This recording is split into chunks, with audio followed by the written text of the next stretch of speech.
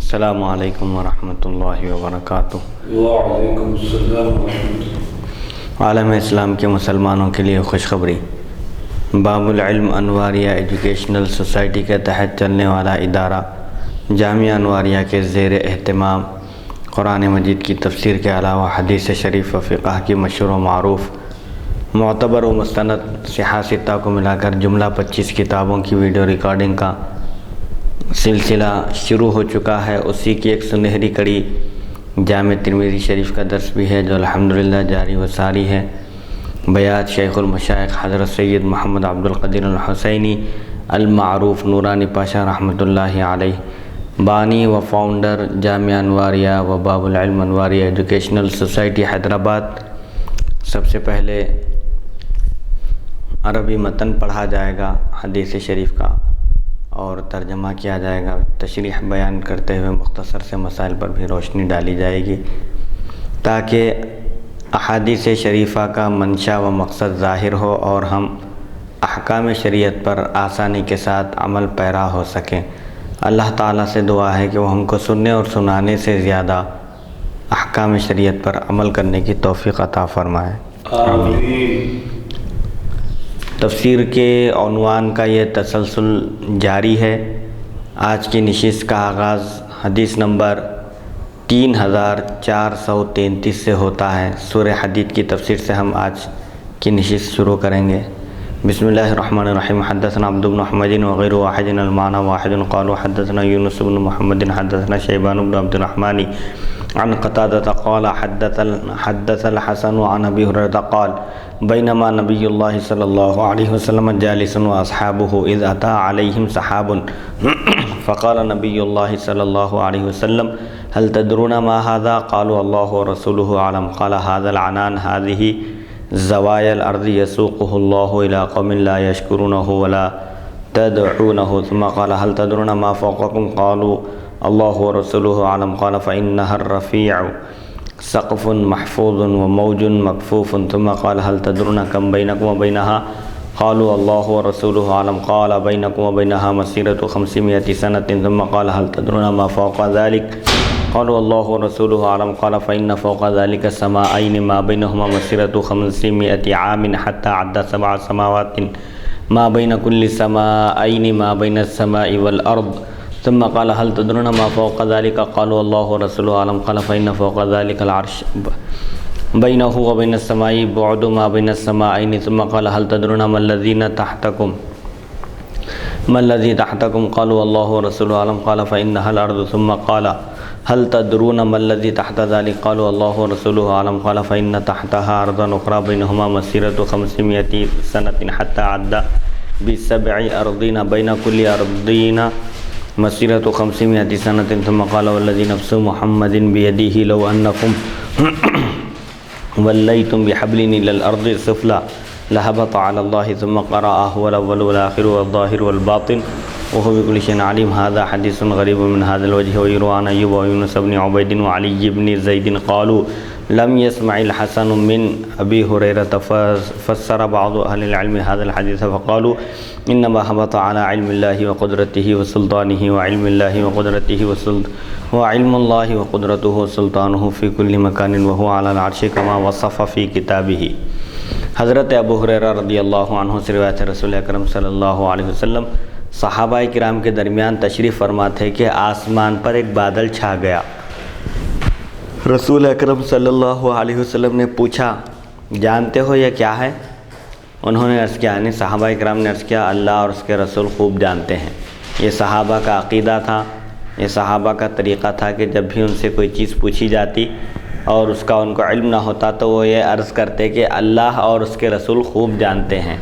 یعنی علم کی نسبت اللہ کی طرف اور رسول اللہ صلی اللہ علیہ وسلم کی طرف کرتے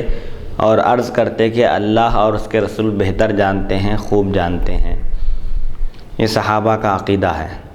تو حضور صلی اللہ علیہ وسلم نے فرمایا یہ بادل ہے جو زمین کو سیراب کرتا ہے، اللہ تعالیٰ ایسے اس قوم کی طرف چلاتا ہے جو نہ تو اس کا شکر ادا کرتی ہے اور نہ ہی اس سے دعا مانگتی ہے۔ یعنی یہ جو آسمان پر جو چھا گیا ہے یہ بادل ہے، اللہ تعالیٰ اس کے ذریعے سرسبزی و شادابی اگاتا ہے، فصلیں اگاتا ہے، بادل کے ذریعے بارش ہوتی ہے اور بارش سے فصل ہوتی ہے جس سے لوگوں کو کھانے پینے کی اشیاء خورد و نوش فراہم ہوتی ہیں، کھانے پینے کی چیزیں مہیا ہوتی ہیں۔ اللہ تعالیٰ اس قدر رحیم ہے اور کریم ہے کہ جو قوم اس کا شکر بجا نہیں لاتی ان پر بھی اپنا فضل فرماتا ہے، ان کو بھی نعمتوں سے سرفراز فرماتا ہے، اور جو قوم اس سے دعا نہیں مانگتی، اس کی طرف رجوع نہیں ہوتی، وہ ان کو بھی سرفراز فرماتا ہے۔ اس میں اللہ تعالیٰ کی ربوبیت بتائی جا رہی ہے کہ اللہ سبحانہ و تعالیٰ رب العالمین ہے، رب المسلمین نہیں، یعنی صرف مسلمانوں کا رب نہیں ہے بلکہ سارے جہانوں کا وہ پروردگار ہے، پالنہار ہے، پالنے والا ہے، پرورش کرنے والا ہے، چاہے مسلمان ہو یا غیر مسلم، عیسائی ہو یا سکھ یا نصارہ ہو، یعنی نصرانی ہو یا یہودی ہو، سکھ ہو یا عیسائی ہو، مسلمان ہو یا غیر مسلم ہو، ہر ایک کو اللہ تعالیٰ بلا امتیاز روزی عطا فرماتا ہے۔ نبی کریم صلی اللہ علیہ وسلم نے پھر پوچھا، جانتے ہو تمہارے اوپر کیا ہے؟ صحابہ کرام نے عرض کیا، اللہ اور اس کا رسول زیادہ جانتے ہیں۔ تو آپ نے فرمایا، یہ بلند آسمان ہے جو محفوظ چھت ہے اور روکی ہوئی موج ہے، یعنی تمہارے اوپر آسمان ہے جو محفوظ چھت ہے، بغیر پلر کے، بغیر ستون کے ٹھہرا ہوا ہے آسمان، اور اس کو اللہ تعالیٰ نے قرآن میں فرمایا وَجَعَلْنَا السَّمَاءَ سَقْفًا مَحْفُوظًا، اور ہم نے آسمان کو محفوظ چھت بنایا، یہ گرنے کا بھی ڈر نہیں ہے اس کے، اللہ تعالیٰ اس کو تھاما ہوا ہے، گرنے سے روکا ہوا ہے۔ آسمان ایک محفوظ چھت ہے بنی آدم کے لیے اور روکی ہوئی موج ہے۔ پھر پوچھا، جانتے ہو تمہارے اور اس کے درمیان کتنا فاصلہ ہے؟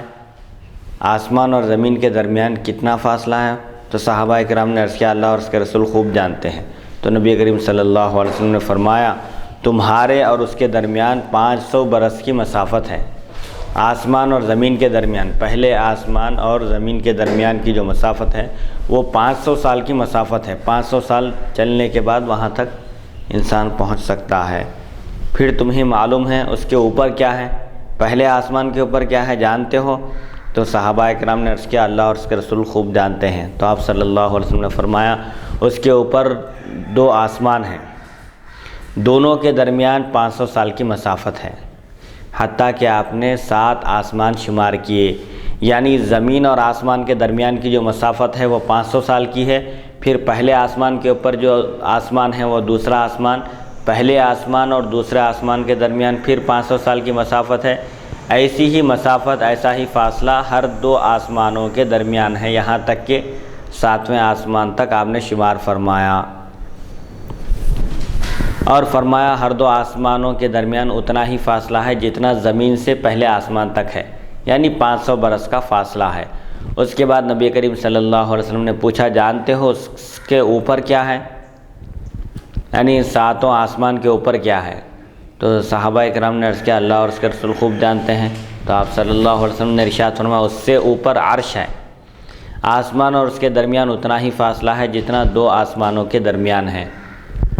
زمین اور آسمان کے درمیان کا جو فاصلہ ہے وہ 500 سال کا فاصلہ ہے، 500 سال کی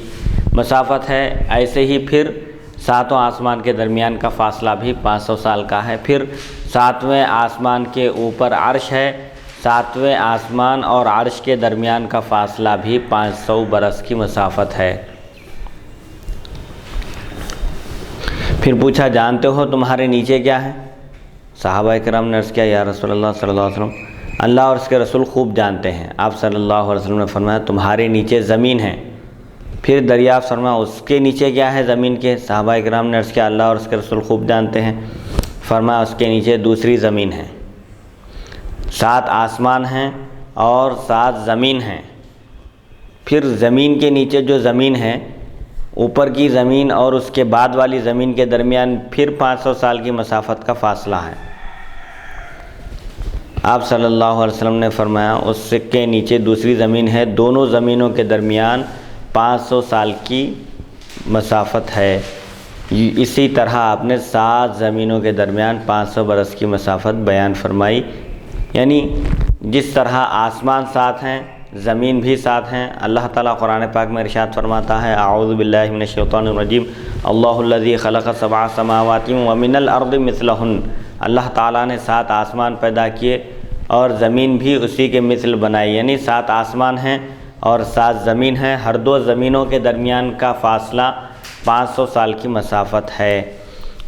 پھر حضور اکرم صلی اللہ علیہ وسلم نے ارشاد فرمایا قسم ہے ذات کی جس کے قبضہ قدرت میں میری جان ہے، اگر تم سب سے نچلی زمین کی طرف ایک رسی لٹکاؤ تو وہ اللہ تعالیٰ تک پہنچے گی۔ پھر آپ نے یہ آیت پڑھی هو الاول والآخر والظاہر والباطن وهو بكل شيء علیم، وہی اول ہے وہی آخر ہے، یعنی اللہ کی ذات ہی اول ہے، اللہ کی ذات ہی آخر ہے، اور اللہ کی ذات ہی ظاہر ہے اور اللہ کی ذات ہی باطن ہے، اور وہ ہر چیز کا علم رکھتا ہے۔ اول ہے جس کی کوئی کب سے ہے، اول کوئی ابتدا نہیں بتا سکتا، اور وہی آخر ہے، یعنی ساری مخلوق کے فنا ہو جانے کے بعد وہی باقی رہنے والا ہے۔ اللہ تعالیٰ ظاہر بھی ہے باطن بھی ہے، یعنی صفات کے اعتبار سے ظاہر ہے۔ یہ جو مظاہر قدرت ہیں، سورج نکلتا ہے ڈوبتا ہے، رات آتی ہے پھر رات ختم ہو جاتی ہے، دن آتا ہے، بارش ہوتی ہے، ہوائیں چلتی ہیں، مختلف قسم کے یہ جو مظاہر قدرت ہیں یہ اللہ تعالیٰ کی قدرت کی نشانیاں ہیں جو اس کے ایک ہونے پر یکتا ہونے پر دلالت کرتی ہیں۔ تو اللہ تعالیٰ صفات کے اعتبار سے ظاہر ہے اور اس کی ذات پوشیدہ ہے، صفات اس کے مخلوق کے سامنے ظاہر ہے۔ یہ جو بڑے بڑے جو مظاہر قدرت ہیں، سورج ہے، چاند ہے، بارش کا ہونا ہے، ہوا کا چلنا ہے، اور یہ مختلف جو تبدیلیاں ہیں یہ سب اللہ تعالیٰ کی قدرت کے دلائل ہیں، اور اللہ تعالیٰ ہی ہر چیز کو خوب جانتا ہے۔ یہ حدیث سند سے غریب ہے، ایوب یونس بن عبید اور علی بن زید سے منقول ہے، فرماتے ہیں حضرت حسن کو حضرت ابو ہریرہ رضی اللہ عنہ سے سماع حاصل نہیں۔ بعض علماء نے اس حدیث کا مطلب یہ بیان کیا کہ وہ رسی اللہ تعالیٰ کے علم، قدرت اور سلطنت میں ہوگی، کیونکہ اس کا علم، قدرت اور سلطنت ہر جگہ ہے، اور وہ خود عرش پر ہے جیسا کہ قرآن میں بیان کیا گیا۔ اور اللہ تعالیٰ کی ذات پوشیدہ چھپی ہوئی ہے، ذات کے اعتبار سے وہ چھپا ہوا ہے، کوئی اس کو دیکھ نہیں سکتا، لیکن اس کے صفات سے اس کو پہچان سکتا ہے، اس کے صفات کے ذریعے اس تک رسائی حاصل کر سکتا ہے۔ اور اس حدیث شریف میں بات بتائی جا رہی ہے کہ اگر سب سے نیچے جو زمین ہے وہاں بھی کوئی ایک رسی ڈال دی جائے تو وہ بھی اللہ تک پہنچے گی۔ اس کا مطلب یہ ہے کہ زمین کی تہہ کے اندر بھی جا کر اگر کوئی انسان کوئی کام کرے تو اللہ تعالیٰ کو اس کا علم ہو جاتا ہے۔ اللہ تعالیٰ کے علم اور اس کی قدرت سے کوئی چیز باہر نہیں ہے۔ اگر کوئی پہاڑوں کے اندر جا کر، غاروں کے اندر جا کر، یا سرنگ میں جا کر، یا ساتوں زمین کے نیچے جا کر بھی اگر کوئی عمل کرے تو اللہ تعالیٰ اس عمل کو بھی جانتا ہے۔ اللہ تعالیٰ پر کوئی چیز پوشیدہ نہیں ہے، اس کا علم، اس کی قدرت اور اس کی سلطنت ہر جگہ موجود ہے۔ ذات اور صفات میں فرق کیا ہے مفتی صاحب؟ ذات اور صفات ذات کا مطلب انسان، جیسے مثال کے طور پر انسان ہے، اس کی ذات ہے، زید ہے سمجھیے، زید ایک ذات ہے، ایک شخص ہے، اور اس کے صفات کیا ہیں؟ علم حاصل کیا، قرآن حفظ کیا، علم حاصل کیا، تو اس کو کہیں گے حافظ، عالم، یہ صفات ہے اس کے۔ تو اللہ تعالیٰ کی ذات چھپی ہوئی ہے اور اس کے صفات کیا ہیں؟ قدرت رکھنا ہے، سننا ہے۔ صفات کی بھی 2 قسمیں ہیں، پھر صفات ذاتیہ، صفات فعلیہ۔ صفات ذاتیہ وہ تو اس کا عدم، اس کی ضد اللہ تعالیٰ کی ذات میں نہیں پائی جا سکتی، جیسے علم ہے، اللہ تعالیٰ علیم ہے، جاننے والا ہے، عالم ہے۔ علم کی ضد جہل ہے، تو جہل اللہ تعالیٰ میں ہرگز نہیں ہو سکتا۔ ایسے ہی قدرت ہے، ایک صفت ہے، اللہ تعالیٰ قادر ہے کام کرنے پر اور مخلوق کو سہولتیں پہنچانے پر، ان کو نعمتوں سے سرفراز فرمانے پر قادر ہے۔ قدرت کی ضد کیا ہے؟ عاجز ہونا، تو اللہ تعالیٰ عاجز ہونے سے پاک ہے، وہ عاجز نہیں ہے، ہر چیز اس کے سامنے عاجز اور بے بس ہے، لیکن وہ بے بس نہیں ہے، قدرت والا ہے، یہ صفات ہے اس کے۔ یہ حدیث نمبر 3434۔ اب وہ عرش پر استوا فرمانے کا جو ذکر آیا ہے، الرحمن علی العرش استوا، رحمان عرش پر مستوی ہوا، اس کا مطلب کیا ہے؟ یہ بھی آیت متشابہات میں سے ہے کہ جو ظاہر ہے وہ مراد نہیں، اور جو مراد ہے وہ ظاہر نہیں، اس پر ایمان رکھنا ضروری ہے۔ اللہ نے عرش پر استوا فرمایا جیسا کہ اس کی شان کے لائق ہے، یہ کہنا چاہیے۔ اپنی طرف سے اس میں تعویلات کرنا، تشریحات کرنا یا اس کے معنی اور مفاہیم کو متعین کرنے کی کوشش کرنا، یہ احتیاطی طریقے کے خلاف ہے۔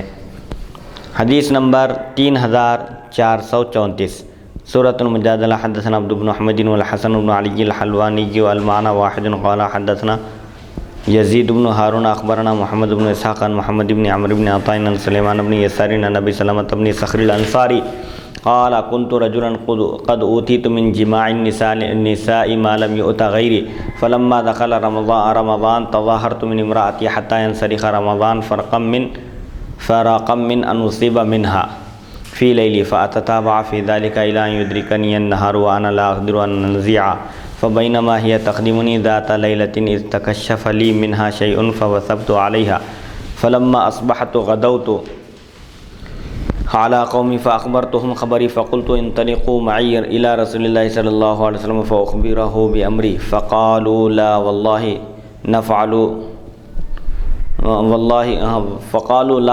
نفعل نتخوف أن ينزل فينا قرآن أو يقول فينا رسول الله صلى الله عليه وسلم مقالة يبقى علينا عارها ولكن اذهب أنت فاصنع ما بدا لك قال فخرجت فأتيت رسول الله صلى الله عليه وسلم فأخبرته خبري فقال أنت بذلك فقلت أنا بذلك قال أنت بذاك قلت أنا بذاك قال أنت بذاك قلت أنا بذاك وها أنا ذا فامضي في حكم الله فإني صابر بذلك قال أعتق رقبة قال فضربت صفحة عنقي بيدي فقلت لا والذي بعثك بالحق ما أصبحت أملك غيرها قال فصم شهرين قلت يا رسول الله وهل أصابني ما أصابني إلا في الصيام قال فأطعم 60 مسكينا قلت والذي بعثك بالحق لقد بتنا ليلتنا هذه وحسنا ما لنا عشاء قال اذهب إلى صاحب صدقة بني زريق فقل له فليدفعها إليك فأطعم عنك منها وسقا 60 مسكينا ثم استعن بسائره عليك وعلى عيالك قال فرجعت إلى قومي فقلت وجدت عندكم الضيق وسوء الرأي ووجدت عند رسول الله صلى الله عليه وسلم الساعة والبركة أمر لي بصدقتكم فدفعوها إلي هذا حديث حسن قال محمد سليمان بن يسار لم يسمع عندي من سلمة بن صخر قال ويقال سلمة بن صخر ويقال سلمان بن صخر وفي الباب عن قولة بن ثعلبة۔ حضرت سلمہ بن صخر انصاری رضی اللہ عنہ سے روایت ہے، فرماتے ہیں مجھے عورتوں سے صحبت کی جو طاقت دی گئی تھی وہ کسی دوسرے کو نہیں دی گئی۔ جب رمضان کا مہینہ آیا تو میں نے اپنی عورت سے رمضان کے نکلنے تک کے لیے اس ڈر سے زہار کر لیا کہ کہیں رات کو جمع کرنے لگوں اور اس قدر لمبا ہو جائے کہ دن نکل آئے اور اس سے علیحدہ نہ ہو سکوں۔ یعنی ایک صحابی اپنی کیفیت بیان کر رہے ہیں کہ ان کو دیگر لوگوں کے مقابلے میں جمع کی طاقت دی گئی تھی اور جو قدرت دی گئی تھی وہ بہت زیادہ تھی، جس کی وجہ سے جب رمضان کا مہینہ آیا تو انہوں نے اپنی بیوی سے زہار کیا۔ زہار میں یہ ہوتا تھا کہ جیسا کہ زہار کی تعریف کی گئی ہے فقہا کے پاس کہ اپنی بیوی کو محرمات میں سے کسی ایک سے تشبیہ دینا ہے، بیوی کے اعضاء میں سے کسی ایک عضو کو محرمات کے کسی ایک عضو سے تشبیہ دینے کا نام زہار ہے۔ تو اب یہاں پر یہ صحابی کیا کیے، بیوی کے قریب نہ جانے کے لیے اس طرح کی انہوں نے تدبیر اختیار کی کہ بیوی سے انہوں نے زہار کر لیا تاکہ رات کے وقت ان کے قریب نہ ہو، اور قریب اگر ہوں گے اور صحبت میں اتنا وقت لگ جائے گا کہ دن نکل آئے گا تو معلوم بھی نہیں ہوگا ان کو، تو رمضان کے روزوں پر فرق پڑے گا۔ اس ڈر سے، اس خدشے سے انہوں نے اس طرح کیا۔ لیکن ایک رات کیا ہوا، اسی دوران ایک رات وہ میری خدمت کر رہی تھی کہ ان کے جسم کا کچھ حصہ میرے سامنے کھل گیا اور میں ان سے صحبت کر بیٹھا۔ صبح ہوئی تو میں اپنی قوم کے پاس گیا، انہیں رات کا واقعہ سنایا اور کہا میرے ساتھ بارگاہ نبوی صلی اللہ علیہ وسلم میں چلو تاکہ میں حضور صلی اللہ علیہ وسلم سے اپنا واقعہ عرض کروں۔ یہ صحابہ کرام رضی اللہ عنہم کا طریقہ تھا۔ بشری تقاضے سے کے لحاظ سے اگر کوئی غلطی ہو جاتی، لغزش ہو جاتی تو اس پر قائم نہیں رہتے تھے، بلکہ فوراً توبہ کرتے تھے، اپنی اصلاح کی فکر کرتے تھے،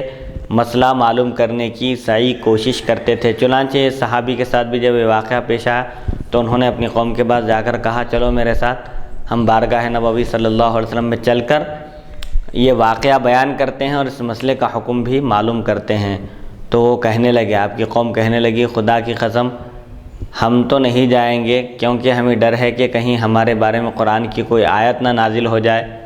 یا حضور صلی اللہ علیہ وسلم ہمارے بارے میں کوئی ایسی بات نہ ارشاد فرمائے جو ہمارے لیے باعث ندامت و رسوائی ہو۔ تم خود جاؤ اور جو مناسب سمجھو وہ کرو۔ مطلب یہ ہے کہ اگر ہم سب چلیں گے، ہم کو اس بات کا ڈر ہے کہ اس مسئلے میں اگر قرآن مجید کی کوئی آیت نازل ہو جائے یا حضور صلی اللہ علیہ وسلم کوئی ایسا ارشاد فرمائے جس کی وجہ سے قیامت تک ہمارے لیے ندامت اور رسوائی ہو۔ مطلب یہ ہے کہ ہم ذلت اور رسوائی کے ڈر سے تمہارے ساتھ چلنے کے لیے تیار نہیں ہیں، تمہارا اپنا مسئلہ ہے، تم خود جاؤ اور جو سمجھ میں آئے وہ کرو، جو مناسب سمجھتے ہو وہی کرو۔ تو فرماتے ہیں وہ صحابی سلمہ بن صخر انصاری ہے غالباً، سلمہ بن صخر انصاری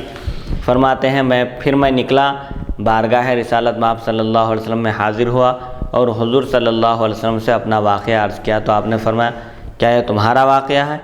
میں نے عرض کیا حضور یہ میرا ہی واقعہ ہے۔ 3 مرتبہ آپ نے یہ بات پوچھی ہے، کیا یہ تمہارا واقعہ ہے؟ کیا یہ حرکت تم سے سرزد ہوئی ہے؟ تو میں نے عرض کیا حضور صلی اللہ علیہ وسلم یہ میرا ہی واقعہ ہے۔ 3 مرتبہ آپ صلی اللہ علیہ وسلم نے بات پوچھی کہ یہ فعل تم ہی سے سرزد ہوا؟ تو میں نے عرض کیا جی ہاں میں ہی اس کا ارتکاب کیا ہوں، مجھ ہی سے یہ عمل سرزد ہوا ہے۔ تو حضور صلی اللہ علیہ وسلم کی خدمت میں وہ صحابی عرض کیے حضور میں حاضر ہوں، میرے متعلق اللہ کا حکم جاری کیجئے، مجھ پر اگر حد ہے تو حد جاری کیجئے، بہرحال اللہ کا جو بھی حکم ہو، اللہ کا جو بھی فیصلہ ہو میں اس پر راضی ہوں، اب اس فیصلے کو جاری فرمائیے، میں اس پر صبر کروں گا، اگر کوئی حد ہے تو میں اس حد کو بھی برداشت کرنے کے لیے تیار ہوں۔ تو نبی کریم صلی اللہ علیہ وسلم نے فرمایا ایک غلام آزاد کرو، زہار کا کفارہ ایک غلام کو آزاد کرنا ہے۔ فرماتے ہیں میں نے اپنا ہاتھ اپنی گردن پر مار کر عرض کیا اس ذات کی قسم جس نے حق کے ساتھ آپ کو بھیجا ہے، میں تو صرف اسی کا مالک ہوں، میں غلاموں کا مالک نہیں ہوں، اگر ہے میرے پاس کچھ تو وہ بس میری جان ہے، اس کے علاوہ کچھ بھی نہیں ہے۔ آپ صلی اللہ علیہ وسلم نے فرمایا 2 مہینے کے روزے رکھو، زہار کا کفارہ ایک غلام کو آزاد کرنا ہے یا 2 مہینے کے لگاتار روزے رکھنا ہے، ایک روزہ بھی بیچ میں نہیں چھوٹنا، اور وہ رمضان کا مہینہ بھی نہیں ہونا، رمضان کے تو اپنی جگہ مستقل فرض روزے ہیں، رمضان کا مہینہ بھی نہیں ہونا، اس سے ہٹ کر ایسے 2 مہینے میں روزے رکھنا جس میں ممنوعہ دن بھی نہیں آنا روزے کے، جیسے عید الفطر ہے، اور عید ذی الحجہ کے مہینے میں 4 دن ہیں جن 4 دنوں میں روزہ رکھنا حرام ہے، 10، 11، 12، 13، ان 4 دنوں میں روزہ رکھنا حرام ہے جن کو ایام تشریق کہتے ہیں۔ بہرحال ذی الحجہ کے مہینے میں بھی وہ ان 4 دنوں میں آنے والے دنوں میں روزہ نہیں رکھ سکتا۔ تو زہار کا کفارہ غلام کو آزاد کرنا ہے یا مسلسل 2 مہینے کے روزے رکھنا ہے۔ تو حضور صلی اللہ علیہ وسلم نے فرمایا کہ 2 مہینے کے لگاتار روزے رکھو۔ میں نے عرض کیا حضور صلی اللہ علیہ وسلم یہ روزے میں ہی تو یہ واقعہ پیش آیا ہے، ایک روزے میں یہ حالت ہو گئی ہے، 2 مہینے کے روزے میں بغیر رکے کے کیسے رکھ سکتا ہوں؟ بشری تقاضے کے اعتبار سے پھر مجھ سے غلطی ہو سکتی ہے، روزوں کے ذریعے کفارہ تو بہت مشکل ہے۔ تو رسول اللہ صلی اللہ علیہ وسلم نے ارشاد فرمایا 60 مسکینوں کو کھانا کھلاؤ، یہ تیسرا درجہ ہے کفارے کا۔ غلام آزاد کرنا ہے، غلام آزاد کرنے کی استطاعت نہیں ہے، مسلسل 2 مہینے کے روزے رکھنا، اور اگر مسلسل 2 مہینے کے روزے بھی نہیں رکھ سکتا تو 60 مسکینوں کو کھانا کھلانا ہے۔ تو پہلی 2 صورتوں میں غلام آزاد کرنے تک زہار کرنے کے بعد بیوی اس پر حرام ہو جاتی ہے، یعنی محرمات میں سے کسی ایک سے اگر تشبیہ دے اپنے بیوی کو وہ تو اس کی بیوی اس پر حرام ہو جاتی ہے، یہ زہار کہلاتا ہے، اور زہار کا جب تک کفارہ ادا نہ کرے اس وقت تک وہ بیوی کے قریب نہیں ہو سکتا، اس سے فائدہ نہیں اٹھا سکتا۔ تو غلام آزاد کرنے سے پہلے قریب نہیں ہو سکتا، ایسے ہی مسلسل 60 روزے رکھنے تک وہ قربت حاصل نہیں کر سکتا۔ کھانا بھی کھلانے کا ذکر ہے تیسرے نمبر پر، اگر کوئی مسلسل روزے نہیں رکھ سکتا تو کھانا کھلا سکتا ہے۔ 60 مسکینوں کو کھانا کھلانا زہار کا کفارہ ہے۔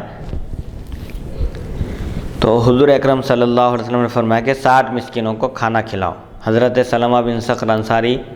فرماتے ہیں میں نے عرض کیا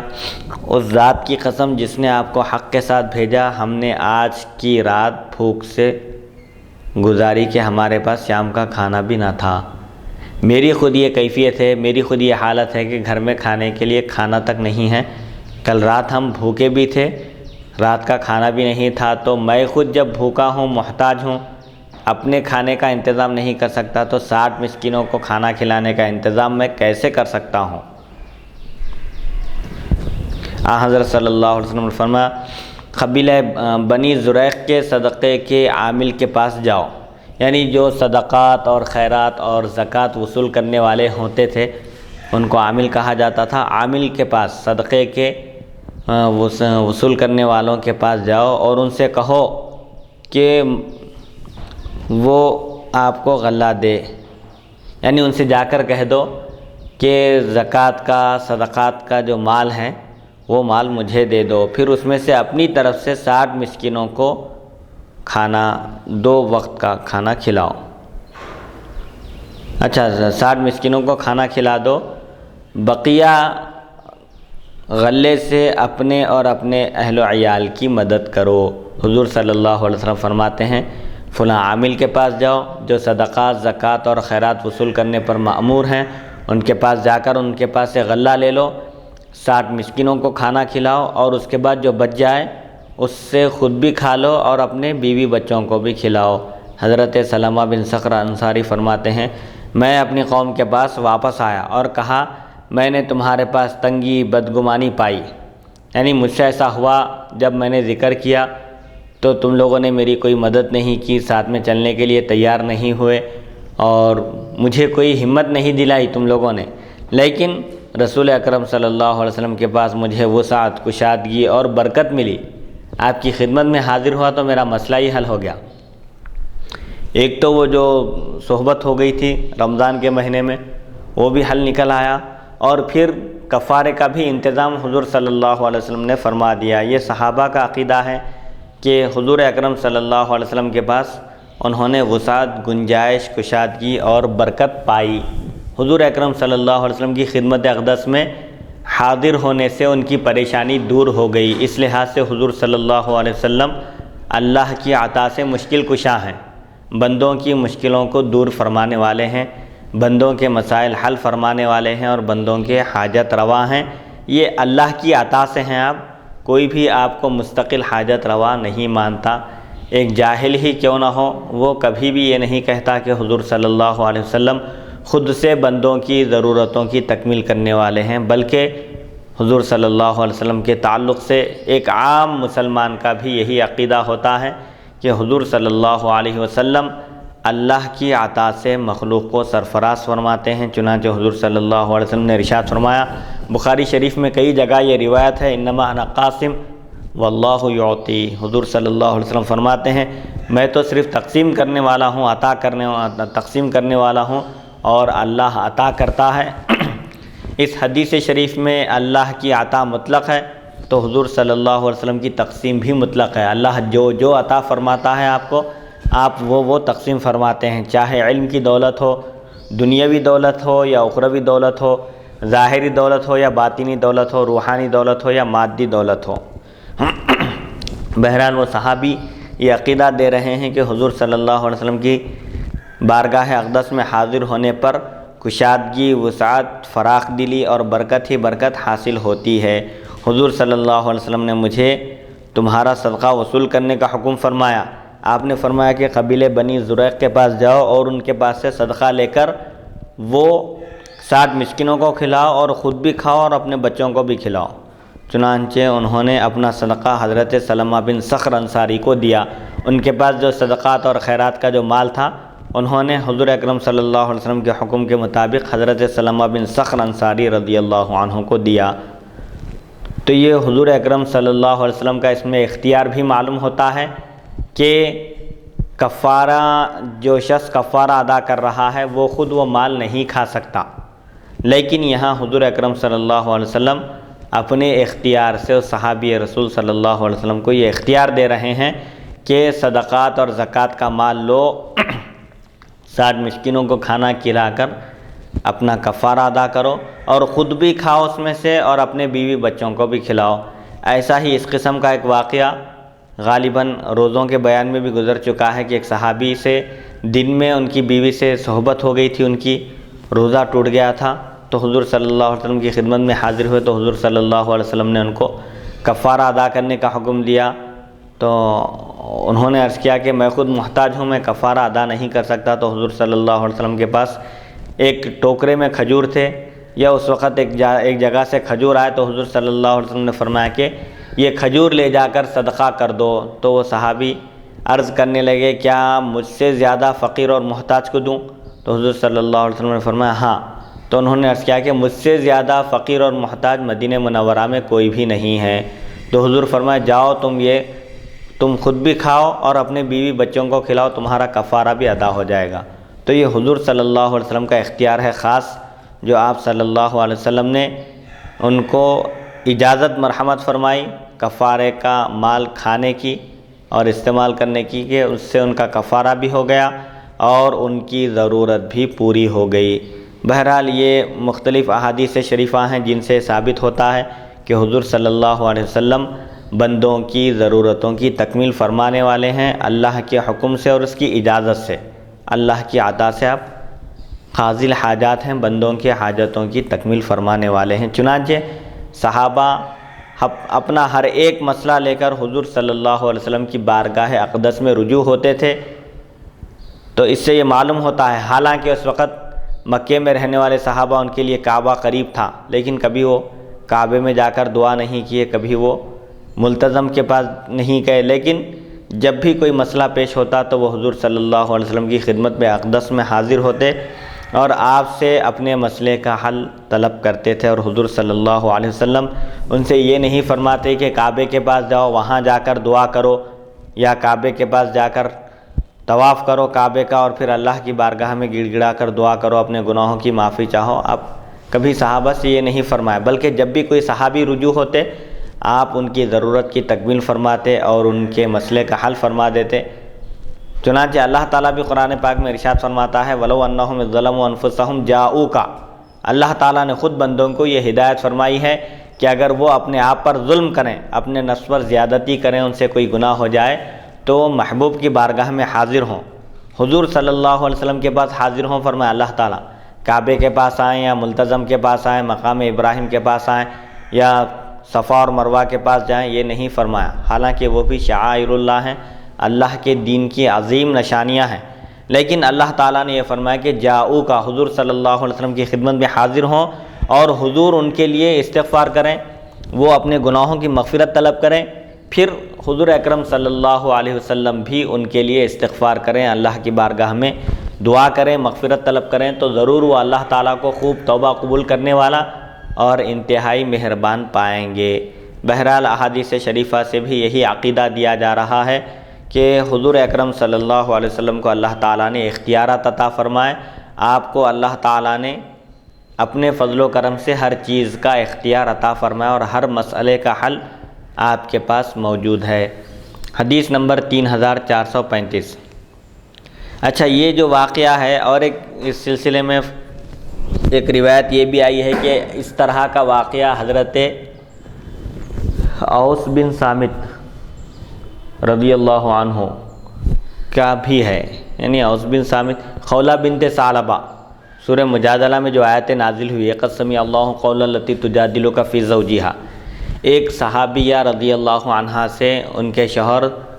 زہار کیے، اس وقت تک زہار کا حکم نازل نہیں ہوا تھا،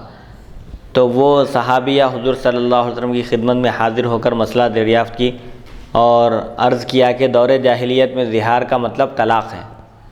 اب میرے چھوٹے بچے ہیں، اگر میں چھوٹے بچوں کو اپنے ساتھ لے لوں گی، جدا ہو جاؤں گی شوہر سے، تو بچے ضائع ہو جائیں گے، میں ان کی پرورش نہیں کر سکوں گی، ان کے کھانے پینے کا انتظام میں خود سے نہیں کر سکوں گی، اور اگر بچوں کو شوہر کے حوالے کر دیتی ہوں تو وہ تو کھانے پینے کا انتظام کریں گے، لیکن بچوں کی پرورش، ان کی نگرانی، ان کی تربیت، ظاہر بات ہے مرد کی ذمہ داری عام طور پر باہر کے کاموں کی ہوتی ہے، گھر کے کام مرد نہیں نمٹا سکتا، تو ایسی صورت میں بچوں کے ضائع ہو جانے کا اندیشہ ہے، پرورش اور تربیت سے دور ہو جانے کا اندیشہ ہے۔ تو اب ایسی صورت میں کیا کرنا چاہیے؟ وہ حضور صلی اللہ علیہ وسلم سے آ کر وہ خاتون گفتگو کی، بحث تکرار کی، تو اس وقت اللہ تعالیٰ نے قرآن میں زہار کا حکم نازل فرمایا کہ اگر کوئی زہار کرے تو اس کو چاہیے کہ غلام کو آزاد کرے کفارے کے طور پر، یا مسلسل 2 مہینے کے روزے رکھے، یا 60 مسکینوں کو کھانا کھلائے۔ تو حضرت خولہ بنت ثعلبہ رضی اللہ عنہا کے متعلق یہ آیت نازل ہوئی۔ حضرت عمر رضی اللہ عنہ اپنے دور خلافت میں ایک مرتبہ گزر رہے تھے، ایک خاتون نے آپ کو روک کر آپ سے گفتگو کی، تو کسی نے پوچھا کہ ایک خاتون کی خاطر آپ سواری سے اتر گئے اور ان کی گفتگو سنے، کیا بات ہے؟ تو حضرت عمر فرمائیں گے یہ وہ خاتون ہیں جن کی گفتگو اللہ تعالیٰ نے آسمان پر سے سنی ہے۔ قد سمع اللہ قول التی تجادلک فی زوجہا، یقیناً اللہ تعالیٰ نے اس خاتون کی بات سن لی جو آپ صلی اللہ علیہ وسلم سے اپنے شوہر کے بارے میں تکرار کر رہی تھی، بحث کر رہی تھی۔ تو حضرت عمر فرمائے کہ اللہ تعالیٰ نے جب 7 آسمان کے اوپر سے ان کی بات سنی ہے تو پھر مجھے بھی بدرجہ اولیٰ ان کی بات سننا چاہیے۔ یہ خولہ بنت ثعلبہ ہیں جن کے شوہر نے ان سے زہار کیا تھا، تو ان کے بارے میں قرآن مجید میں آیتیں اتری تھی، تو یہ اس سے ان کا درجہ، ان کی عظمت اور ان کی فضیلت معلوم ہوتی ہے۔ خولہ بنت ثعلبہ رضی اللہ عنہ جو اوس بن صامت رضی اللہ عنہ کی زوجہ ہیں، اور اوس بن صامت کے ایک بھائی ہیں عبادہ بن صامت۔ تو بہرحال یہ دونوں طرح کی باتیں کہی گئی ہیں۔ سلمہ بن صخر کا واقعہ ہے، اور بعض نے کہا کہ حضرت خولہ بنت ثعلبہ زوجہ اوس بن صامت رضی اللہ عنہ کا واقعہ ہے۔ دونوں طرح کے واقعات بھی ہو سکتے ہیں۔ بہرحال مفہوم اور خلاصہ ایک ہی ہے کہ زہار اگر کوئی کرے تو اس کو کفارہ ادا کرنے تک بیوی سے قریب ہونا جائز نہیں ہے۔ حدیث نمبر 3435، حدثنا عبد بن حمید حدثنا یونس عن شیبان عن قتادہ حدثنا انس بن مالک ان یہودیا اتى علی نبی اللہ صلی اللہ علیہ وسلم واصحابہ فقال السلام علیکم فرد علیہ القوم فقال نبی اللہ صلی اللہ علیہ وسلم هل تدرون ما قال هذا قالوا الله ورسوله اعلم سلم یا نبی اللہ قال لا ولكنه قال كذا وكذا ردوه علی فردوه فقال قلت السلام علیکم قال نعم قال نبی اللہ صلی اللہ علیہ وسلم عند ذلك اذا سلم علیکم احد من اہل الكتاب فقولوا علیک کما قلت قال واذا جاءوك حیوک بما لم یحیک به اللہ هذا حدیث حسن صحیح۔ حضرت انس بن مالک رضی اللہ عنہ سے روایت ہے کہ یہودی نبی کریم صلی اللہ علیہ وسلم کی خدمت اقدس اور صحابہ کرام کی مجلس میں آیا۔ نبی کریم صلی اللہ علیہ وسلم اور صحابہ کرام کی مجلس میں آیا اور اس نے کہا السلام علیکم۔ صحابہ کرام نے جواب دیا تو حضرت صلی اللہ علیہ وسلم نے فرمایا جانتے ہو تم اس نے کیا کہا؟ صحابہ کرام نے عرض کیا اللہ اور اس کے رسول خوب جانتے ہیں، لیکن یا رسول اللہ صلی اللہ علیہ وسلم اس نے تو سلام کیا ہے۔ آپ نے فرمایا نہیں۔ صحابہ عرض کیا کہ حقیقت کیا ہے ہم تو نہیں جانتے، البتہ ہم کو اتنا ضرور معلوم ہے کہ وہ آنے والا یہودی ہم کو سلام کیا۔ تو رسول اللہ صلی اللہ علیہ وسلم نے فرمایا نہیں، بلکہ اس نے یوں کہا السلام علیکم نہیں کہا بلکہ السلام علیکم کہا، یعنی تم پر موت ہو، کیونکہ سام کے معنی موت کے ہے۔ السلام علیکم میں لام حذف کر کے خالی السلام علیکم کہا اس یہودی نے، تو اسے واپس میرے پاس لاؤ۔ حضور صلی اللہ علیہ وسلم نے فرمایا کہ اس یہودی کو پھر دوبارہ بلا کر لاؤ۔ صحابہ کرام اسے واپس لائے تو آپ صلی اللہ علیہ وسلم نے فرمایا تو نے السلام علیکم کہا تھا؟ کہنے لگے جی ہاں۔ اس وقت حضرت صلی اللہ علیہ وسلم نے فرمایا جب کوئی اہل کتاب تمہیں سلام کرے تو علیک ما قلتا کہہ دو، یعنی تو نے جو کچھ کہا ہے وہ تجھی پر ہو۔ اگر اہل کتاب یہود و نصارہ اگر السلام علیکم کے بجائے اگر کسی مسلمان کو السلام علیکم کہے تو اس کے جواب میں کیا کہنا چاہیے؟ وعلیکم السلام نہیں کہنا چاہیے، بلکہ علیک ما قلتا، جو تو نے کہا ہے وہ تجھی پر ہو، یعنی تو نے ہم کو موت کی بد دعا دی ہے، وہ بد دعا تجھی پر لوٹے، تو ہی موت کا شکار ہو۔ آپ صلی اللہ علیہ وسلم نے پھر یہ آیت پڑھی کہ وَإِذَا جَاءُوكَ، اور جب وہ آپ کی خدمت میں حاضر ہوتے ہیں، کون؟ منافقین، تو حَيَّوْكَ بِمَا لَمْ يُحَيِّكَ بِهِ اللَّهُ، تو وہ لوگ ان الفاظ سے سلام کرتے ہیں جن الفاظ سے اللہ تعالیٰ نے آپ کو سلام نہیں کہا، یعنی سلام کے بجائے وہ لوگ السلام علیکم کے بجائے السلام علیکم کہتے ہیں۔ حدیث نمبر 3436، اسے معلوم ہوتا ہے کہ یہودیوں کے اندر اسلام اور مسلمانوں کے تعلق سے، حضور اکرم صلی اللہ علیہ وسلم کے تعلق سے دشمنی، بغض و عناد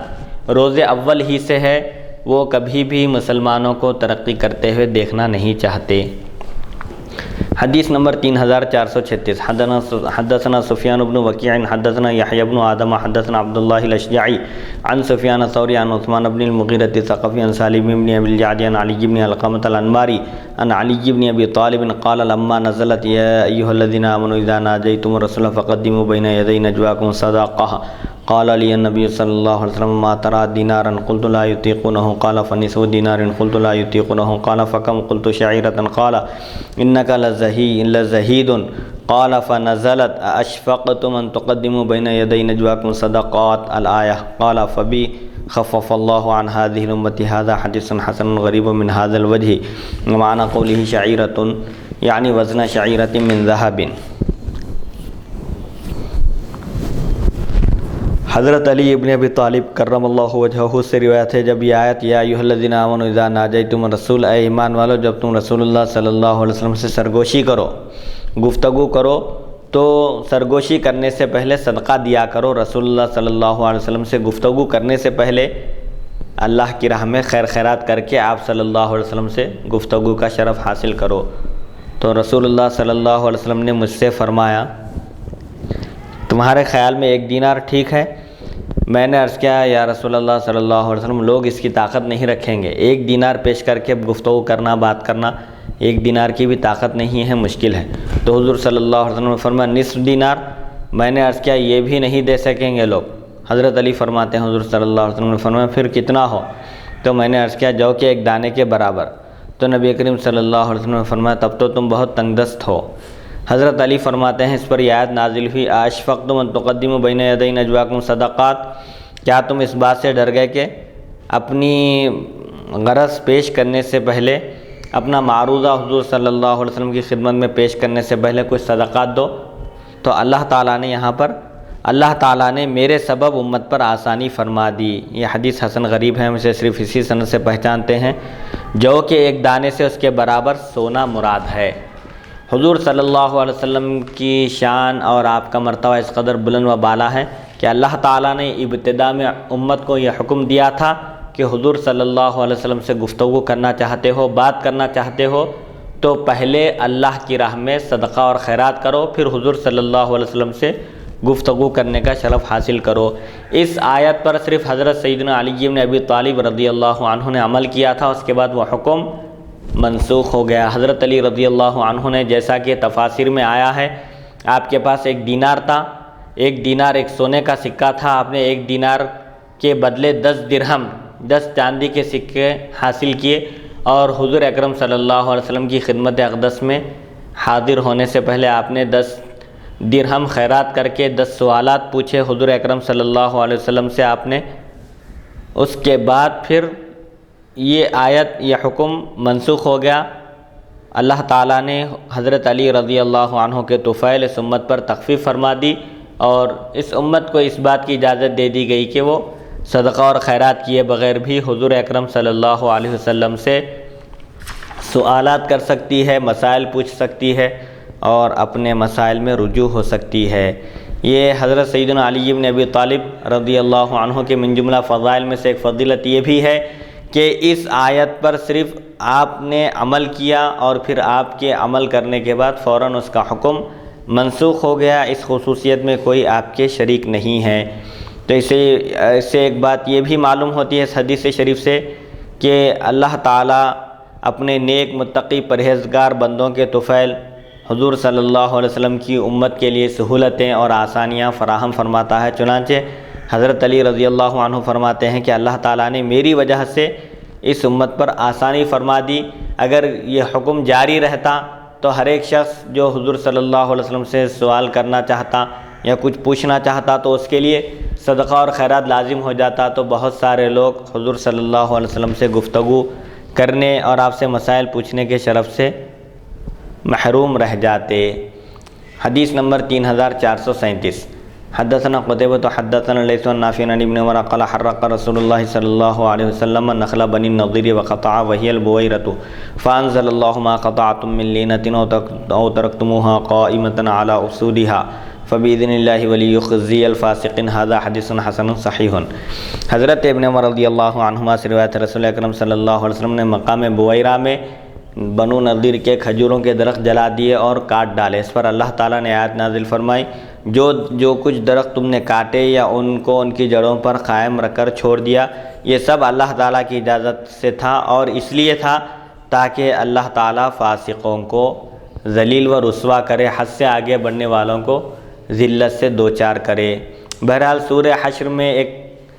طویل واقعہ ہے۔ قبیلہ بنو نضیر کے جو یہودی تھے انہوں نے عہد شکنی کی، جس کی وجہ سے حضور صلی اللہ علیہ وسلم نے ان کا محاصرہ کیا، ان کے خلاف جنگ کی اور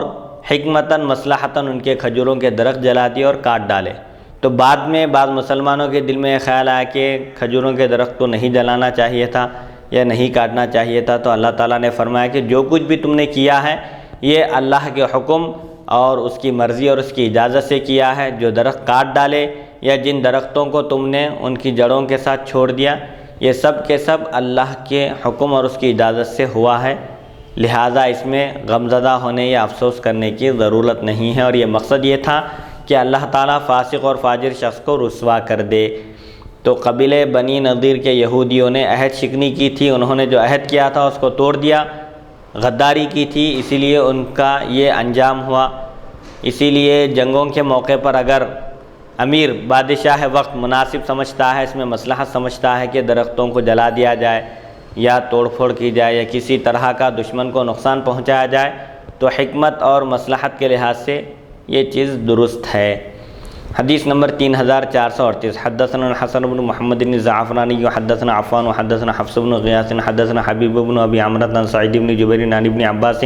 فی قول اللہ عز وجل ما قطعتم من لینة وترکتموها قائمة على اصولها قال اللینة النخلة وليخزي الفاسقین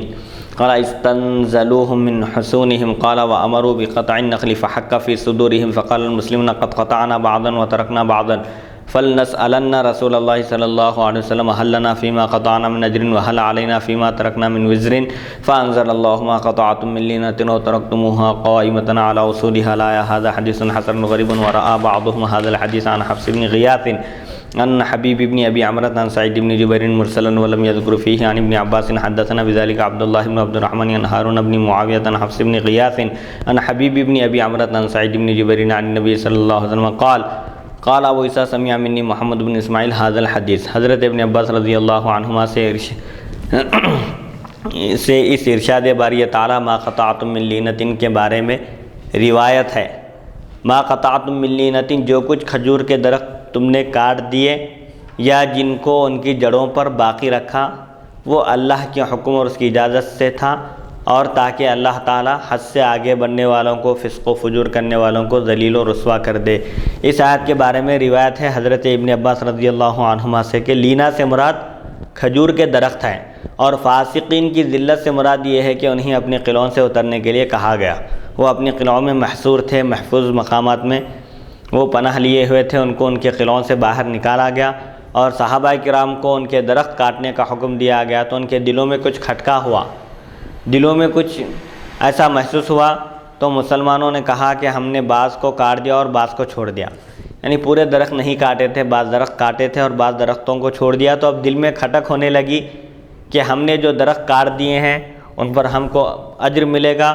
اور جو درخت ہم نے نہیں کاٹے چھوڑ دیے ہیں ان کی وجہ سے کیا ہم پر گناہ ہوگا، ہم کو گناہ ہوگا۔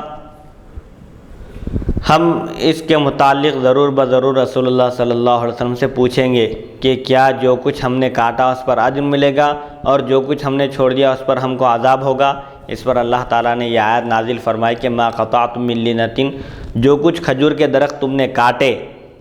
یا جن کھجور کے درختوں کو تم نے ان کے اصول یعنی ان کی جڑوں پر چھوڑ دیا، جڑوں کے ساتھ، یہ سب اللہ کے حکم اور اس کی اجازت سے ہے، اور تاکہ اللہ تعالیٰ فاسق و فاجر لوگوں کو ذلیل و رسوا کرے۔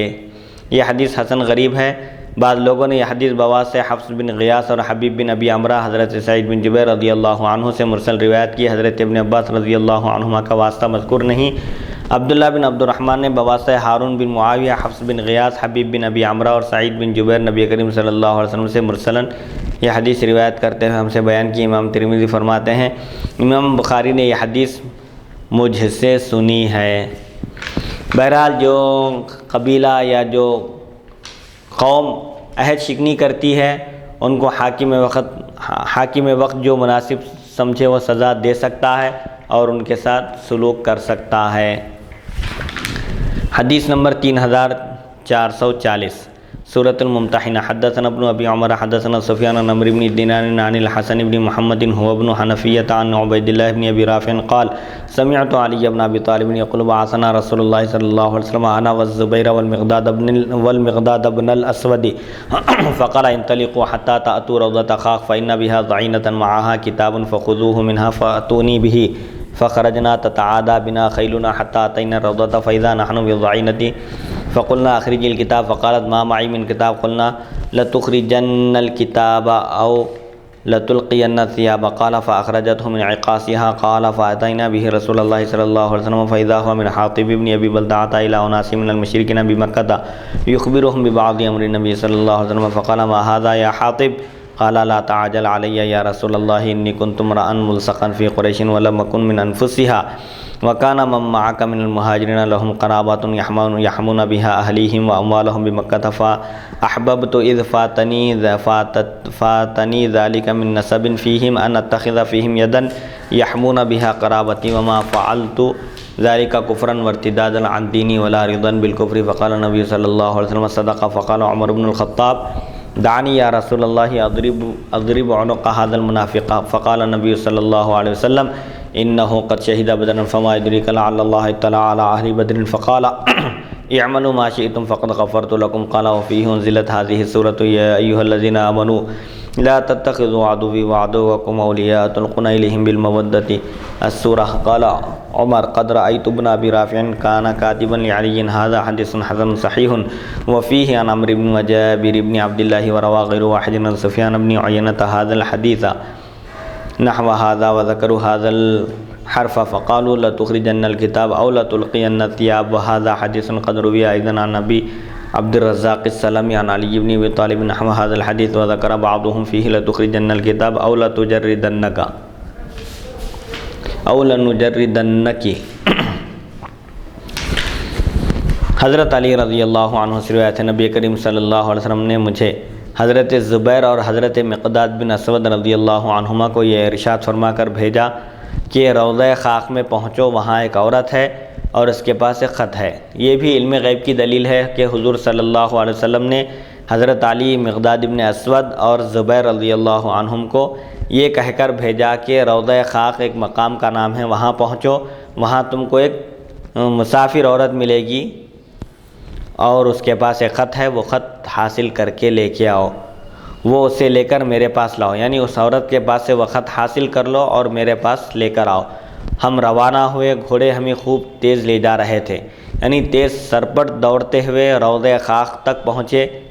ہم اس روضہ خاک میں پہنچے تو واقعی وہاں ایک عورت موجود تھی جو چل رہی تھی، سفر کر رہی تھی۔ ہم نے کہا، ہم اس عورت کے قریب، اس عورت کے پاس پہنچے اور کہا کہ خط نکالو۔ اس نے کہا میرے پاس کوئی خط نہیں ہے۔ تو ہم نے کہا یا تو تم خط نکالو گی یا تمہیں کپڑے اتارنے ہوں گے، یعنی اگر تم خط دینے سے انکار کرو گی تو ہم اس خط کو حاصل کرنے کے لیے، اگر تمہارے کپڑوں میں بھی وہ خط اگر چھپا ہوا ہے تو ہم اس کو حاصل کر لیں گے۔ حضرت علی مرتضیٰ رضی اللہ عنہ فرماتے ہیں اس نے اپنے سر میں سے خط نکالا، اپنے بالوں میں خط چھپا کر لے جا رہی تھی وہ عورت۔ صحابہ کرام رضی اللہ عنہم کو یقین تھا اس بات کا کہ حضور صلی اللہ علیہ وسلم نے جب فرمایا ہے کہ اس کے ساتھ ایک خط ہے، اس خط کو لے کر آؤ، تو صحابہ کرام رضی اللہ عنہم، حضرت سیدنا علی، حضرت زبیر، حضرت مقداد ابن اسود نے کہا کہ رسول اللہ صلی اللہ علیہ وسلم نے فرمایا ہے تو ضرور اس کے پاس خط ہوگا، یہ دینے سے انکار کر رہی ہے، اس لیے اس کو دھمکی دیے کہ اگر تم خط نہیں دو گی تو ہم زبردستی وہ خط تمہارے پاس سے لے لیں گے، اس کے لیے ہم کچھ بھی کریں گے۔ تو وہ خاتون، وہ عورت ڈر گئی، فوراً اس نے اپنے سر سے، اپنے بالوں میں سے وہ خط نکال کر حضرت علی رضی اللہ عنہ کے حوالے کر دیا۔ حضرت علی فرماتے ہیں ہم اسے لے کر حضور صلی اللہ علیہ وسلم کی خدمت میں پہنچے۔ پہنچنے کے بعد وہ خط کھول کر دیکھا گیا تو کیا دیکھتے ہیں کہ وہ حاطب بن ابی بلتعہ رضی اللہ عنہ کا خط تھا، ایک صحابی رسول ہیں جو جنگ بدر میں شریک ہوئے تھے۔ انہوں نے قریش مکہ میں سے، جو انہوں نے کفار قریش کو ایک خط لکھا تھا جس میں لکھا ہوا تھا قریش کے چند آدمیوں کی طرف اس خط میں انہوں نے نبی کریم صلی اللہ علیہ وسلم کی بعض راز کی باتیں مشرکین کو بتائی تھیں، تو رسول اللہ صلی اللہ علیہ وسلم نے پوچھا ہے حاتب یہ کیا ہے؟ حضور صلی اللہ علیہ وسلم نے دیکھا کہ خط میں ایک مضمون ہے جس میں راز کی باتیں جو حضور صلی اللہ علیہ وسلم نے اہل مکہ کے تعلق سے، کفار قریش کے تعلق سے فرمائی تھی آپ نے، ان باتوں میں سے چند باتیں لکھی ہوئی تھی۔ تو حضور صلی اللہ علیہ وسلم نے حضرت حاتب بن ابی بلتع سے پوچھا کہ اے حاتب یہ کیا ہے؟ تم کس طرح ہمارے راز کو فاش کر رہے ہو، کفار قریش تک یہ بات پہنچا رہے ہو، آخر کیا ہے یہ؟ تو حاتب رضی اللہ عنہ نے عرض کیا یا رسول اللہ صلی اللہ علیہ وسلم فیصلہ کرنے میں مجھ پر جلد بازی نہ کیجیے، جلد بازی میں کوئی ڈیسیشن نہ لیجیے، فیصلہ نہ کیجیے۔ حق بات یہ ہے، حقیقت یہ ہے کہ میں قریش میں ملا جلا رہتا تھا اور میری ان سے کوئی رشتہ داری نہیں تھی۔ میں جب تک مکے میں تھا ہجرت کرنے سے پہلے قریش سے میں مل جل کر رہتا تھا، میری ان سے کوئی رشتہ داری نہیں تھی، میرا تعلق قبیلہ قریش سے نہیں ہے۔ اور آپ کے پاس جو مہاجرین ہیں جنہوں نے مکے سے ہجرت کر کے مدینہ منورہ حاضر ہوئے، ان کے رشتہ دار ہیں، قریش سے ان کی رشتہ داریاں ہیں جن کے ذریعے وہ اپنے خاندان کی اور اپنے مالوں کی حفاظت کرتے ہیں۔ آپ کے جو صحابہ ہیں، مہاجر صحابہ، ان کے کوئی نہ کوئی رشتہ دار ہیں قریش میں جو ان کی پراپرٹی کی، دولت کی، مال و دولت کی اور خاندان والوں کی حمایت کرتے ہیں، حفاظت کرتے ہیں، لیکن میرا کوئی قریش سے کوئی تعلق نہیں ہے۔ تو مجھے ڈر ہوا کہ کہیں قریش میرے خاندان والوں کے ساتھ زیادتی نہ کریں، تو میں نے چاہا کہ میں ان کو کچھ باتیں بتا کر ان کا اعتماد حاصل کر لوں اور ان کے ذریعے اپنے خاندان والوں کی میں حفاظت چاہتا تھا، اسی لیے میں نے ایسا کیا ہے۔ چونکہ ان سے میری کوئی رشتہ داری نہیں، اس لیے میں نے اپنے رشتہ داروں کی حفاظت کی خاطر ان لوگوں سے تعلق پیدا کرنا چاہا، قریش سے تعلق پیدا کر کے اپنے رشتہ داروں کی حفاظت کروں۔ اس مقصد سے میں نے یہ خط قریش کے نام لکھا، جس میں نے بعض باتیں جو آپ صلی اللہ علیہ وسلم نے صحابہ کرام کے سامنے ذکر کی تھیں، قریش کے تعلق سے جنگ ہونے والی تھی، بہرحال ان چیزوں کی میں نے اطلاع دی، اور میرا یہ عمل ہرگز دین اسلام سے پھر جانے اور کفر پر رضا کی وجہ سے نہیں تھا، یعنی نعوذ باللہ من ذالک میں دین سے پھرا نہیں، مرتد نہیں ہوا، اور نہ ہی میں کفر پر راضی ہوں، ایسا نہیں کیا میں نے یہ جو کیا ہے، یہ جو خط لکھا ہے اور بعض راز کی باتیں جو جنگ کے متعلق تھیں ان کو راز کو فاش نہیں کرنا چاہیے، لیکن میں نے بعض راز کی باتیں لکھی اور مقصد یہ تھا کہ میرے جو رشتہ دار مکے میں رہتے اور بستے ہیں، قریش اس خط کو پا کر ان کے ساتھ اچھا سلوک کریں اور ان کو کوئی تکلیف نہ پہنچائیں، ان کی حفاظت، میرے خاندان کی، قبیلے والوں کی حفاظت مقصود تھی، کوئی اور میرا مقصد نہیں تھا۔ یہ سن کر حضور صلی اللہ علیہ وسلم نے فرمایا کہ حاتب ابن ابی بلتع نے سچ کہا، یہ حقیقت ہے، انہوں نے صداقت سے کام لیا، ان کے بیان میں کوئی جھوٹ نہیں ہے۔ حضرت عمر بن خطاب رضی اللہ عنہ انہوں نے عرض کیا یا رسول اللہ صلی اللہ علیہ وسلم آپ مجھے اجازت دیجئے، میں اس منافق کی گردن مار دوں گا۔ تو رسول اللہ صلی اللہ علیہ وسلم نے فرمایا یہ غزوہ بدر میں شریک ہوئے، حضرت حاتب ابن ابی بلتع کو غزوہ بدر میں شریک ہونے کا شرف حاصل ہے،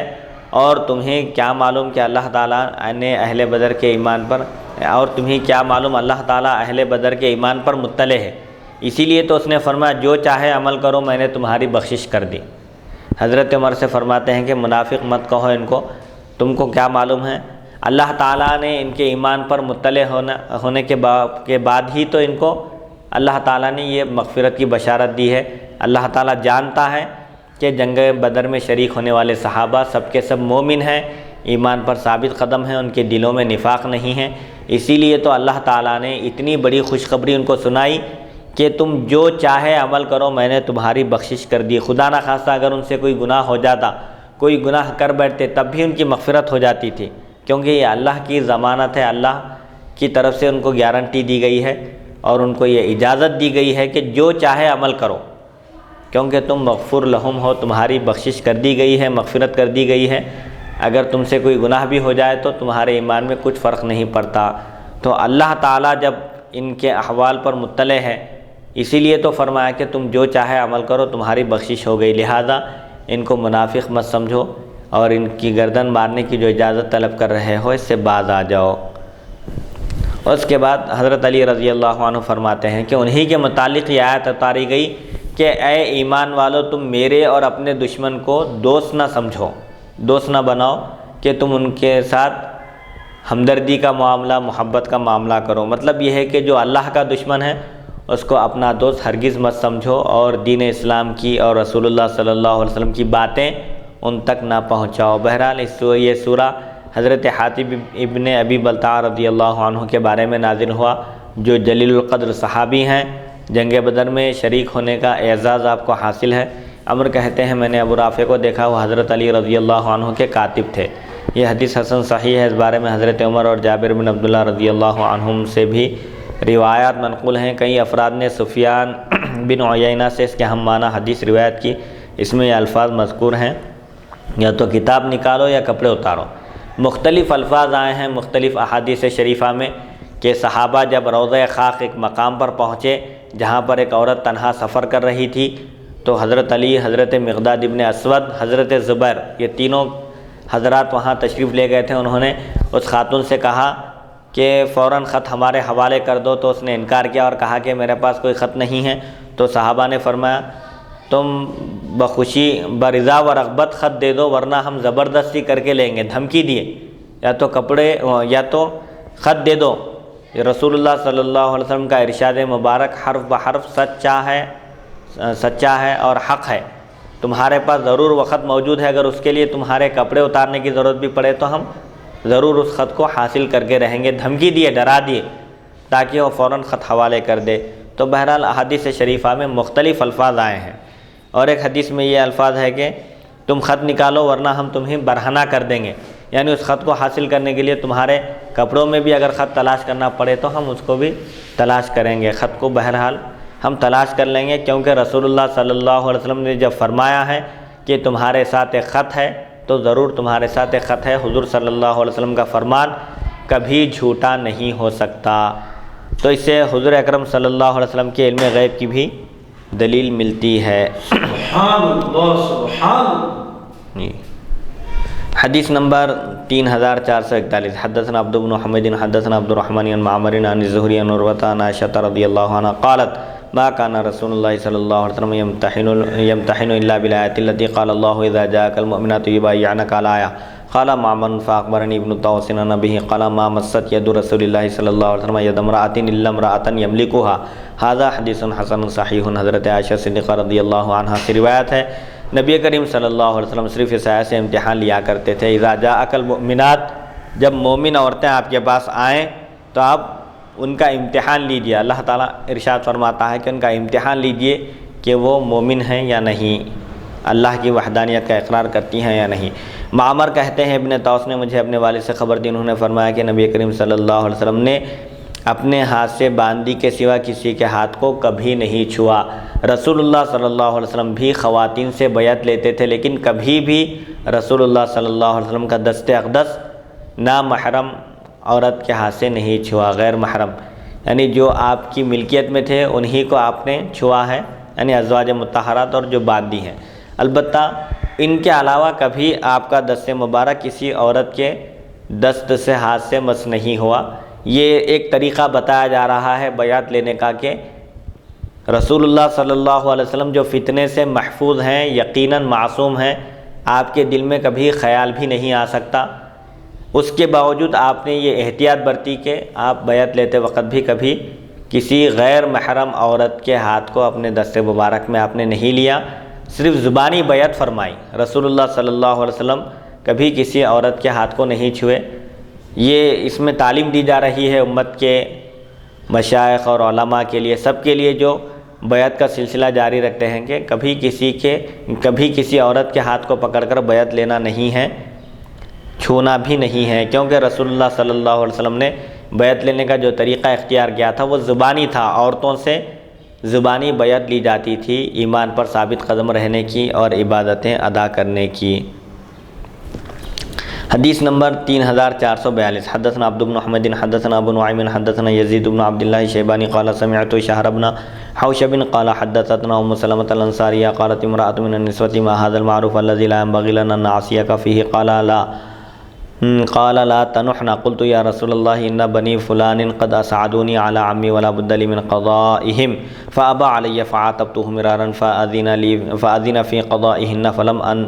فلم انح بعد على قضائهن ولا غیره حتى الساعة ولم يبق من النسوة امرأة الا وقد ناحت غیری. هذا حدیث حسن غریب وفیہ عن ام عطیہ قال عبد بن حمید ام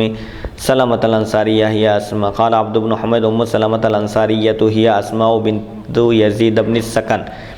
ام سلمہ انصاریہ رضی اللہ عنہا سے روایت ہے کہ عورت نے آپ سے دریافت کیا یا رسول اللہ صلی اللہ علیہ وسلم کون سی نیکی ہے جس میں ہم آپ کی نافرمانی نہ کریں؟ وہ کون سا حکم ہے جس میں آپ کی قطعاً نافرمانی کرنے کی ہم کو اجازت نہیں ہے؟ تو حضور صلی اللہ علیہ وسلم نے فرمایا نوحہ نہ کرو. دور جاہلیت کی چند چیزیں حضور صلی اللہ علیہ وسلم نے فرمایا کہ میری امت میں باقی رہیں گی، من جملہ ان میں کہ ایک نوحہ کرنا ہے، یعنی میت پر رونا، اس کے خوبیاں فضائل گنانا، اور جو چیزیں اس کے اندر جو خصوصیتیں نہیں تھیں ان کو گنا کر رونا. نوحہ کرنا منع ہے. نوحہ میں گریبان چاک کرنا، بال نوچنا، پھاڑنا، کپڑے پھاڑنا، بال نوچنا، چہرے پر مارنا، یہ مراد ہے. تو حضور صلی اللہ علیہ وسلم نے فرمایا کہ نوحہ نہ کرو. دور جاہلیت کا طریقہ ہے، اسلام قطعاً اس کی اجازت نہیں دیتا. فرماتی ہے میں نے عرض کیا یا رسول اللہ صلی اللہ علیہ وسلم فلاں خاندان والوں نے میری چچا کی وفات پر میری مدد کی. دور جاہلیت میں طریقہ تھا کہ کسی کا انتقال ہوتا تو نوحہ کرنے والوں کی ایک باضابطہ ایک جماعت ہوتی تھی، وہ عورتیں آتی تھیں اور نوحہ کرتی تھی، ایک دوسرے کی مدد کرتے تھے رونے چیخنے چلانے میں عورتیں. تو اس خاتون نے کہا کہ میرے چچا کے انتقال پر فلاں خاندان والوں نے میری مدد کی تھی، مجھے ان کا بدلہ ادا کرنا ضروری ہے. اب ان کے پاس کسی کا انتقال ہو گیا تو مجھے بھی نوحہ کرنے کے لیے وہ بلائیں گے، جانا ضروری ہے، تو اب میں کیا کروں؟ تو نبی کریم صلی اللہ علیہ وسلم نے انکار فرمایا، لیکن میرے بار بار کے اصرار پر آپ نے اب بدلہ اتارنے کی اجازت مرحمت فرما دی. یہ صرف حضور کی خصوصیت ہے، ایسا کوئی مفتی یا کوئی عالم اس طرح کی اجازت نہیں دے سکتا. یہ صرف حضور صلی اللہ علیہ وسلم نے صرف ان کو اجازت دی تھی، صرف وہ بدلہ ادا کرنے کے لیے بس. اب پھر قیامت تک کسی کو اس کی اجازت نہیں ہے. اس کے بعد میں نے نہ تو بدلہ اتارنے کے لیے اور نہ ہی ایسے ہی کبھی نوحہ کیا. یعنی اس کے بعد یہ خاتون فرماتی ہیں کہ حضور صلی اللہ علیہ وسلم نے مجھے ایک مرتبہ کے لیے وہ بھی بدلہ اتارنے کے لیے آپ نے اجازت دی تھی، اس کے بعد پھر میں نے کبھی بھی نوحہ نہیں کیا. میرے سوا تمام عورتوں نے نوحہ کیا، یعنی دوسری عورتیں نوحہ کیا کرتی تھی، لیکن میں چونکہ حضور صلی اللہ علیہ وسلم نے منع فرما دیا تھا، اس لیے کبھی اس طرح کی برائی کا میں نے ارتکاب نہیں کیا. یہ حدیث حسن غریب ہے. اس باب میں حضرت ام عطیہ رضی اللہ عنہا سے بھی روایت منقول ہے. عبد بن حمید کہتے ہیں ام سلمہ انصاریہ سے اسماء بنت یزید بن سکن مراد ہیں. الحمدللہ اللہ تعالیٰ کی توفیق اور اس کی مدد سے آج کی نشست کا آغاز کیے تھے ہم حدیث نمبر 3433. الحمدللہ حدیث نمبر 3442 پر آج کے درس کا اختتام ہوتا ہے. اللہ تعالیٰ سے دعا ہے کہ وہ ہم کو سننے اور سنانے سے زیادہ احادیث شریفہ پر عمل کرنے کی توفیق عطا فرمائے، اور اس ریکارڈنگ کا اہتمام کرنے والوں کے عمر و اقبال میں ترقی عطا فرمائے، اور ان کو صحت و عافیت سے نوازے، اور آل اولاد میں برکت عطا فرمائے، اور تمام کو تمام آفات اور بلیات سے محفوظ و مأمون رکھے، اور ان کو صحت عاجلہ کاملہ عطا فرمائے. وصلی اللہ تعالی علی خیر خلقہ سیدنا محمد و آلہ و صحبہ اجمعین، والحمد للہ رب العالمین.